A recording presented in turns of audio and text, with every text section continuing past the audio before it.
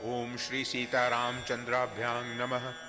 श्रीमद् वाल्मीकि रामायण बालकांडम अष्टात्रिंशः सर्ग यानी सर्ग 38। इस सर्ग में राजा सगर के पुत्रों की उत्पत्ति तथा यज्ञ की तैयारी। तां कथां कौशिको रामे निवेद्य मधुराक्षराम पुनरेवा परं वाक्यं काकुत्स्थमिदं ब्रवीत।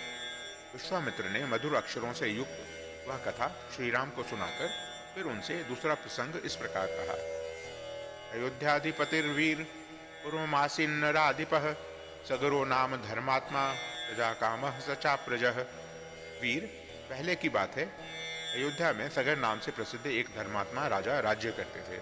उन्हें कोई पुत्र नहीं था, अतः वे पुत्र प्राप्ति के लिए सदा उत्सुक रहा करते थे। वैदर्भ दुहिता राम केशिनी नाम नामतः ज्येष्ठा सगर पत्नी सा धर्मिष्ठा सत्यवादिनी। श्री राम विदर्भ राजकुमारी केशिनी राजा सागर की ज्येष्ठ पत्नी थी। वह बड़ी धर्मात्मा और सत्यवादिनी थी।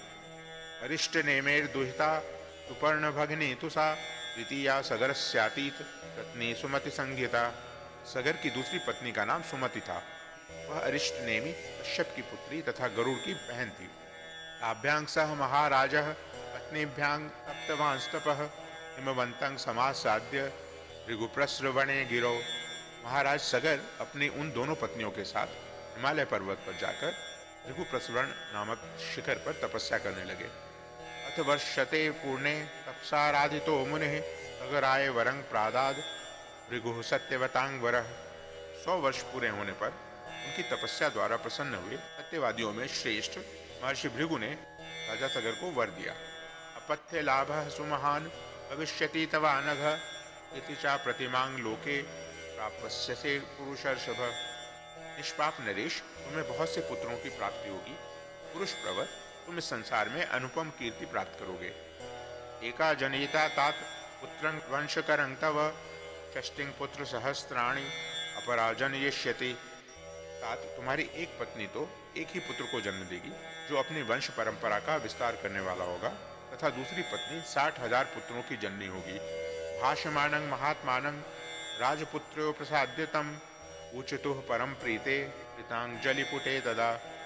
महात्मा भृगु जब इस प्रकार कह रहे थे, उस समय उन दोनों राजकुमारियों यानी रानियों ने उन्हें प्रसन्न करके स्वयं ही अत्यंत आनंदित हो दोनों हाथ जोड़कर पूछा। एकः कस्याः सुतो ब्रह्मण का बहुजनिष्यति श्रोतुमिच्छा वहे ब्रह्मण सत्यमस्तु वचस्तव। ब्रह्मण, किस रानी के एक पुत्र होगा और कौन बहुत से पुत्रों की जननी होगी? हम दोनों यह सुनना चाहती हैं, आपकी वाणी सत्य हो। तयोस्तद वचनं श्रुत्वा भृगुः परम धार्मिकः उवाच परमांग वाणी तच्छन्दोत्र विधीयताम्। एको वंशकरो वास्तु बहवो वा महाबला कीर्तिमन्तो महोत्साहा का वाकं वरमिच्छति। उन दोनों की यह बात सुनकर परम धर्मात्मा भृगु ने उत्तम वाणी में कहा, देवियों, तुम लोग यहाँ अपनी इच्छा प्रकट करो। तुम्हें वंश चलाने वाला एक ही पुत्र प्राप्त हो, अथवा महान, बलवान, यशस्वी एवं अत्यंत उत्साही बहुत से पुत्र। इन 2 वरों में से इस वर को कौन सी रानी ग्रहण करना चाहती है? मुनिस्तु वचनं श्रुत्वा केशिनी रघुनंदन पुत्रं वंशकरं राम जग्राह नृपसन्निधो। रघुकुल नंदन श्री राम मुनि का यह वचन सुनकर केशिनी ने राजा सगर के समीप वंश चलाने वाले एक ही पुत्र का वर ग्रहण किया। षष्टिं पुत्र सहस्त्राणि सुपर्ण भगिनी तथा महोत्साहान कीर्तिमतो जग्राह सुमति सुतान। तब गरुड़ की बहन सुमति ने महान उत्साही और यशस्वी 60,000 पुत्रों को जन्म देने का वर प्राप्त किया। प्रदक्षिण मृषिं कृत्वा शीर्षाभ्य प्रणम्यतम जगाम स्वपुरं राजा सभार्यो रघुनंदन। रघुनंदन, तदनंतर रानियों सहित राजा सगर ने महर्षि की परिक्रमा करके उनके चरणों में मस्तक झुकाया और अपने नगर को प्रस्थान किया। अथ काले गते तस्य ज्येष्ठा पुत्रं व्यजायत असमंज इति ख्यातं केशिनी सगरात्मजम। कुछ काल व्यतीत होने पर बड़ी रानी केशिनी ने सगर के औरस पुत्र असमंज को जन्म दिया।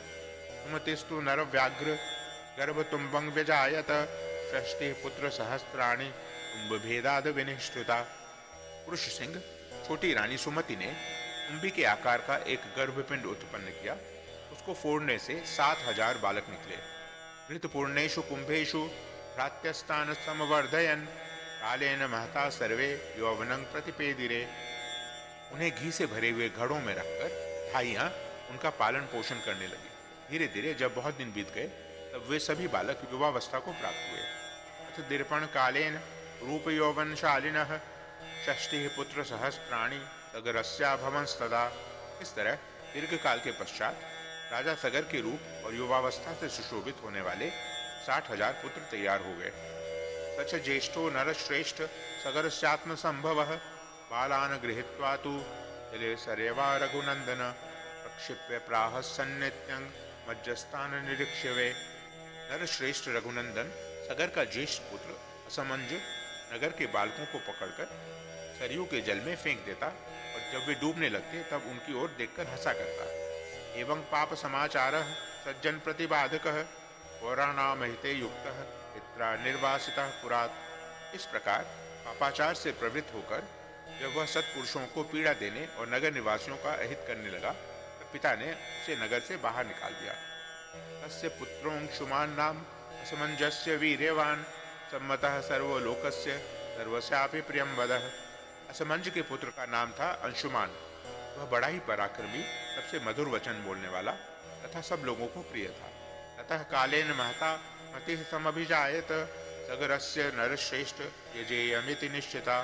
नरश्रेष्ठ कुछ काल के अनंतर महाराज सगर के मन में यह निश्चित विचार हुआ कि मैं यज्ञ करूं। स कृत्वा निश्चयं राजा सोपाध्याय गणास्तदा यज्ञ कर्मणि वेदज्ञो षष्ठुं समुपचक्रमे।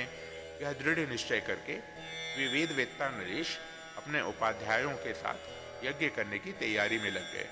इत्याशे श्रीमद् रामायणे वाल्मीकिये आदि काव्ये बालकांडे 38 सर्ग। इस प्रकार श्री वाल्मीकि निर्मित आश रामायण आदि काव्य के बालकांड में 38वां सर्ग पूरा हुआ। ओम